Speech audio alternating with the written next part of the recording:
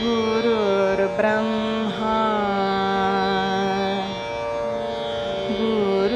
गुरुर्विष्णु गुरुर्देवो महेश्वर गुरु साक्षात्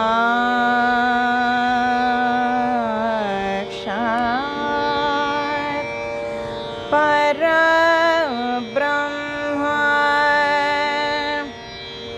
तस्मै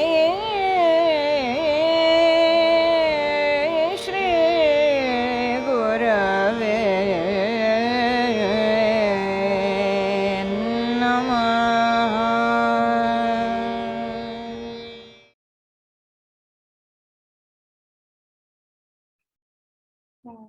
I understand the spiritual bond and relationship, but is physical presence not at all important? Has Guru-Shishya relationship and physical importance, or is it a totally spiritual relationship? Physical relation has got any importance or not? Yes, of course. We are in this physical world. We are transacting as a physical body. So definitely there is undoubted importance of the physical relationship. Like, just think about it. In our daily activities, what do we think ourselves? What do we think ourselves? A person, an individual being, a person, a human being. That's all. So when you are thinking yourself a person, a human being, who is transacting with this human body in this physical world, how can you ignore the importance of physical dealing and physical relationship? So it is the same thing. You are having a physical relationship with your parents. They are your parents. I mean, physical body, you are a physical body, they are also a physical body. So the physical existence is not possible to overcome. It will always be there. It will always be there.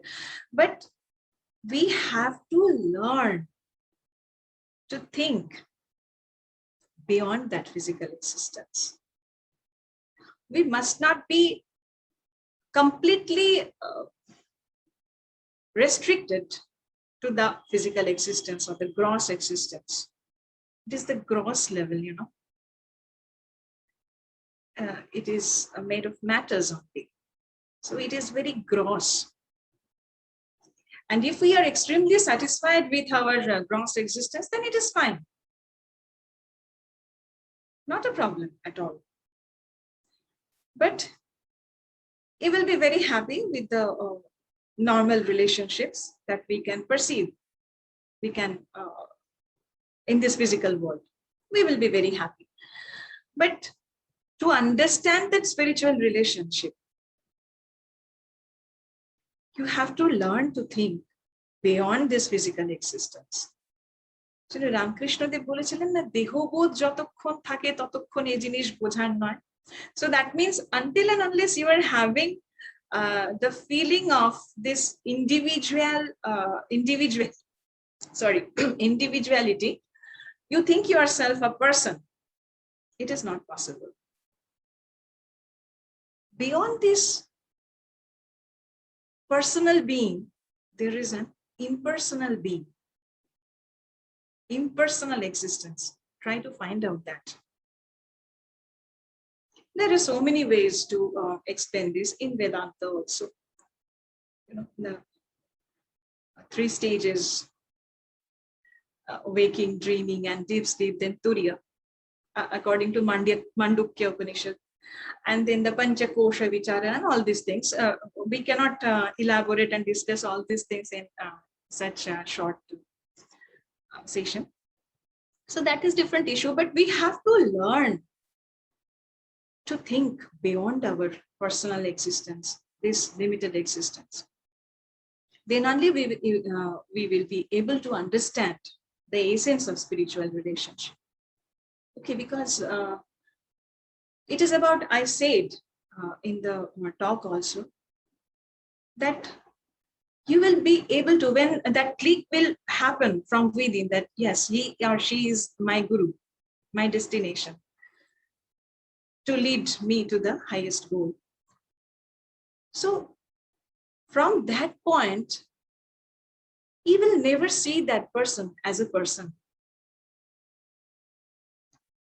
You will be able to see very clearly that it is the personification of God, or the highest guru, or the inner guru, as Dakshinamurti Stotra says.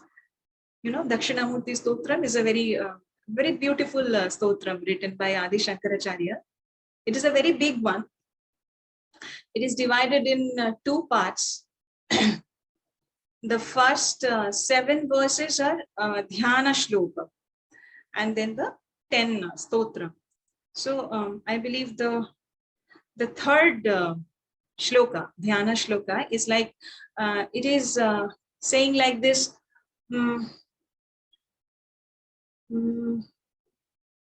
Chitrang vatatarurmule vridhya shishya gururyuva maunam gurustu maunam vyakhyanam shishyastu chinna samshayah. Which means there is a very beautiful and awe-striking picture that is in the base of the banyan tree. The guru and shishya all are seated, and the guru is young and the shishyas are old by age. And the guru, through silence only, he is removing all the doubts of the disciples. Silence is his way of expression, exposition of removing the knowledge and giving the highest knowledge. So what a beautiful, strange picture it is. So from here you can have an idea of the Guru-Shishya relationship. Through silence, all the highest knowledge is being transmitted from Guru to Shishya. So is it possible, if you think only about this limited existence, this physical existence, is it possible? No way. So you have to learn to think beyond it. Then only it is possible. And you know, for that matter also, we have to have certain eligibility criteria. Because a person, when you are a spiritual seeker, when you start thinking beyond the limited existence only, you have to have certain qualifications.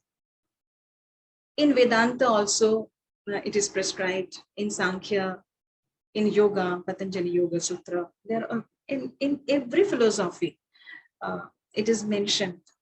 That is, there are certain criteria, certain characteristic feature, you can also say, that that a spiritual aspirant must have.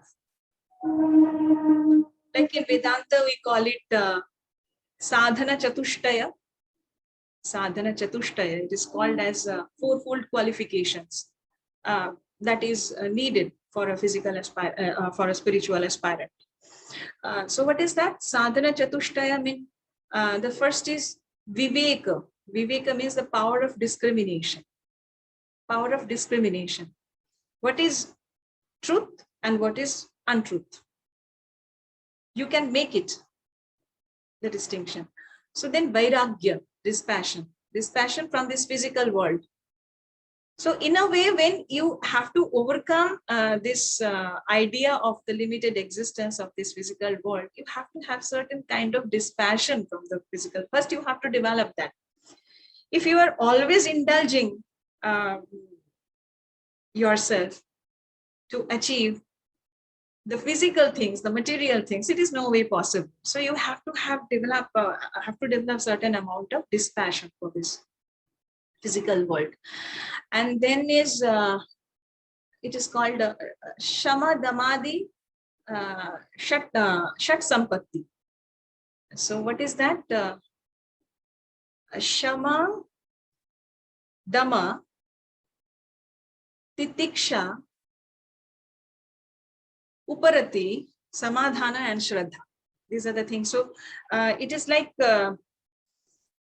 controlling your mind, controlling your senses. Okay, then a kind of spiritual fortitude. Titiksha, it is said like, whatever may come, I will be steady on my path. Any kind of adversity may come, but I will be steady. So these are all the things needed for a disciple. That is why I am talking. So it is not very easy to be a good disciple also. At the same time, definitely to reach a guru and to get the, to understand the teaching of the guru. So it is also not that easy. And then Shraddha, that kind of a faith. And then Mumukshutva, that is the arch for liberation.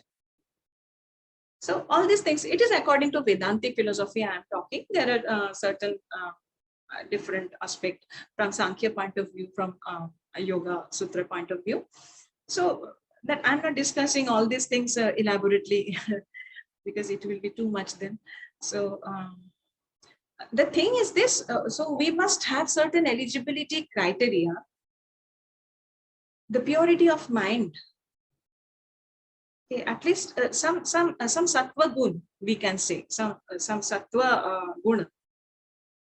We must be possessing certain sattva guna. That is why it is prescribed that we must follow a moral path, the path of dharma, you know, path of dharma according to our philosophy, all the philosophies. So if we have all those criteria, then only we can understand what a spiritual bond can be. And then Guru's grace will fall upon you.